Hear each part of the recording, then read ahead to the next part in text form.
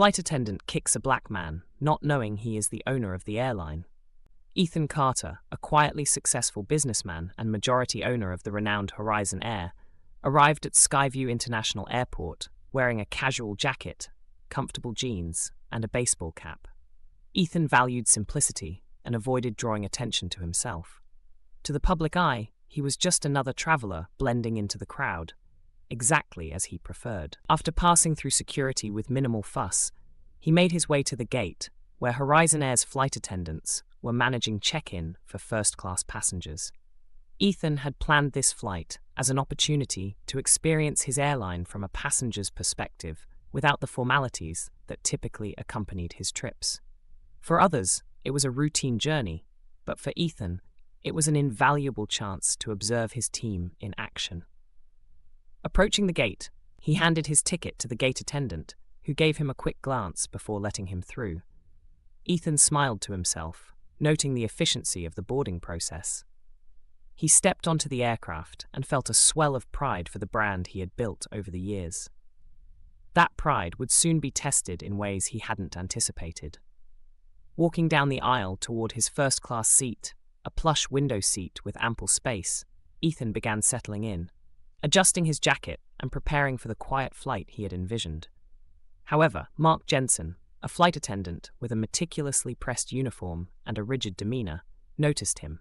Mark's brow furrowed as his eyes scanned Ethan's casual attire. To Mark, first-class passengers were typically dressed in suits, holding designer bags or typing away on sleek laptops. Ethan's appearance didn't align with those expectations, and Mark's disapproval was evident. "Excuse me, sir," Mark said firmly. "May I see your boarding pass again?" Ethan glanced up, surprised. He had already shown his pass at the gate, and none of the other passengers were being asked to present theirs again. Maintaining a neutral expression, he handed over the pass. Mark inspected it, his eyes narrowing. "First class indeed," he muttered, returning the pass with a curt nod. "We'll be taking off shortly. Let us know if you need anything," he added, his tone polite but tinged with an unmistakable edge. Ethan sensed Mark's disapproval, but chose to let it slide. He reminded himself that his goal was to observe the airline's operations, not draw attention to himself. Settling back into his seat, Ethan looked out the window, trying to focus on his original purpose for the flight. However, as passengers continued boarding, Ethan noticed Mark moving through the first-class cabin, attending to others with smiles and attentive service. Whenever Mark glanced in Ethan's direction, his demeanor shifted, becoming colder, more impatient. Once the plane reached cruising altitude and the seatbelt sign turned off, Mark approached Ethan again. "Sir," he said, his voice void of warmth, "do you need anything during the flight? We aim to ensure all our first-class passengers have a comfortable experience." "No, thank you. I'm fine," Ethan replied evenly, sensing the challenge in Mark's tone. Mark lingered for a moment, studying Ethan as though expecting him to justify his presence, then nodded curtly before walking away. Throughout the flight, Mark's scrutiny persisted. Ethan could feel Mark's eyes on him every time he moved. When the meal service began, Mark handed menus to passengers with practiced pleasantries, but when he reached Ethan, he extended the menu without a smile or a word. Ethan accepted it, noting the contrast in treatment. Mark returned shortly, impatience visible in his posture. "Have you decided yet?" he asked abruptly. "Just a moment," Ethan replied politely, still scanning the menu. Mark sighed, tapping his fingers against his notepad. "You know, we have a limited supply, so if you want to ensure availability, you might want to decide quickly." Ethan met Mark's gaze, his tone sharp but calm. "I'll be ready in a minute." Mark's lips twitched into a smirk before he walked away. Ethan exhaled slowly, reminding himself of his purpose. He wasn't here to confront anyone, but to observe. Yet, Mark's treatment was becoming increasingly difficult to ignore. When Mark returned to take Ethan's order, his demeanor remained brisk. He placed Ethan's meal on the tray table, without the usual courtesies, walking away without a word. The flight dragged on, each interaction with Mark further highlighting the disparity in treatment. While other passengers were offered wine and champagne with a smile, Mark offered Ethan water without making eye contact. When Ethan requested a glass of red wine, Mark hesitated before returning with it, setting it down brusquely. As the hours passed, Ethan became acutely aware of how Mark's attitude had shifted the atmosphere in the cabin. Passengers nearby exchanged glances, their discomfort palpable. A couple across the aisle whispered to each other, clearly noting the difference in treatment. An older woman caught Ethan's eye and gave him a sympathetic nod.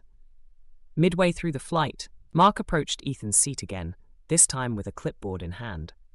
"Sir, I need to see your boarding pass once more," he said, his tone sharper than before. Ethan blinked. "I've already shown it to you twice." "Yes, but I need to confirm something," Mark insisted. Nearby passengers glanced over, their curiosity piqued. Slowly, Ethan handed over his boarding pass, keeping his expression calm. Mark examined it with exaggerated thoroughness before handing it back. "Thank you," he muttered, walking away with a stiff posture. The couple across the aisle exchanged incredulous looks, and the older woman shook her head, muttering, "Unbelievable." By the time the flight neared its destination, the tension in the cabin was undeniable. Several passengers had begun whispering among themselves, expressing their disapproval of Mark's behavior. The older woman leaned toward Ethan and said quietly, "You've been remarkably patient through all this. I don't know how you do it." Ethan smiled faintly, appreciating her kindness, but staying silent. He reminded himself that the time for addressing the situation would come. For now, he continued to observe, taking mental notes of every instance of unprofessionalism. As the plane began its descent, Sophie Rivera, another flight attendant, approached Ethan's seat. Sophie had observed the interactions throughout the flight and was visibly uncomfortable with her colleague's behavior. "Mr. Carter," she whispered, her voice filled with concern, "I just want to apologize for how things have been handled. This isn't how we're trained to treat passengers." Ethan looked at her, his expression softening. "Thank you, Sophie. Your professionalism hasn't gone unnoticed." Sophie nodded, her relief evident. As she moved to assist other passengers, whispers continued to ripple through the cabin. When the plane finally landed and passengers began gathering their belongings, the murmurs of discontent grew louder. The older woman turned to Ethan again. "I hope you report him," she said firmly. "No one should be treated that way." As the doors opened, passengers disembarked one by one. Ethan retrieved his bag, a sleek leather briefcase embossed with the Horizon Air logo. The older woman noticed it and gasped. "Wait a moment," she said. "Is that—" Ethan smiled and nodded. "Yes, ma'am. I'm the owner." The revelation spread quickly. Passengers who had witnessed the events turned to look at Ethan, their expressions shifting from surprise to admiration. Sophie, who had returned to assist Ethan, froze when she saw the logo on his briefcase. "Mr. Carter," she stammered, her voice filled with awe. "I had no idea." Mark, standing near the galley, overheard the exchange. His face paled as realization dawned. He glanced at Ethan, then at Sophie, his posture rigid with shock. "Sir," he began, his voice shaky. I didn't know." Ethan turned to him, his expression calm but firm. "That much is clear. You didn't know, yet you assumed. And based on those assumptions, you treated a passenger with disrespect and suspicion." Passengers nodded in agreement, some murmuring their approval of Ethan's response. Mark's face flushed with shame as he stammered, I'm sorry, sir. I was wrong." Ethan's gaze didn't waver. "This isn't just about me. It's about how you treat every passenger. Respect shouldn't depend on appearances or assumptions."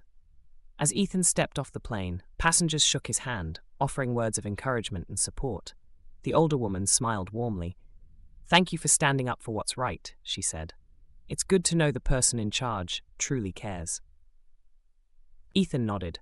"Thank you for your kindness. It means more than you know." Back at Horizon Air headquarters, Ethan met with his executive team, including Natalie Kim and Daniel Brooks. Sophie joined the meeting at Ethan's invitation to share her perspective. Together, they discussed the incident, its implications, and the steps needed to prevent such behavior in the future. "This isn't just about one employee," Ethan said. "It's about creating a culture where respect and professionalism are non-negotiable." The team agreed, committing to implement comprehensive bias training and inclusivity workshops. Sophie played a key role in developing the programs, ensuring they were impactful and meaningful. Over time, Horizon Air became a model for respect and integrity, with Ethan's experience serving as a catalyst for change.